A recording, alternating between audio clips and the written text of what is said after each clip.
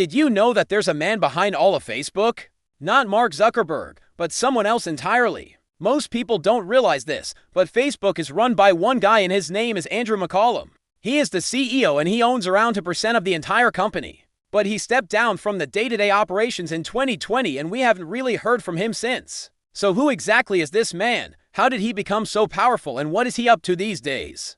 Join me as we find out just who is the man behind Facebook. Andrew McCallum was born in 1984 in North Carolina, USA. His parents were both working for the government and they had 2 children, Andrew being the elder of the 2. It seems like his family moved around quite a bit because Andrew attended 9 different schools before he finally graduated from high school. He then went on to study political science at Stanford University, and it was here where he would meet his future wife, Christine. The couple would end up having 3 children together. It was long before Andrew began working for a company called Citigroup in 2004. This was an investment bank and he worked here for 4 years before moving on to work at the company ProPublica. He then co-founded a startup company in 2008, which was called Parsnip, but it wasn't until 2010 when he would make a name for himself. In 2010, he became the chief product officer of a new social media platform called Facebook.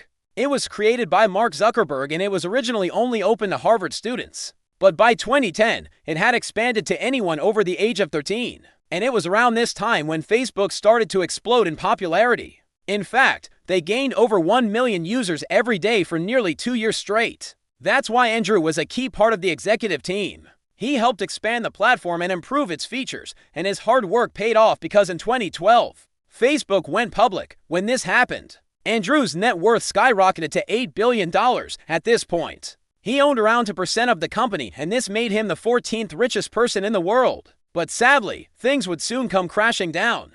Facebook was heavily fined for not protecting the personal data of its users. They were also fined for misleading advertisers about how many people were seeing their ads. On top of this, it was revealed that Facebook had been secretly recording videos and photos of users without their consent. But perhaps the biggest scandal of all was the Cambridge Analytica scandal.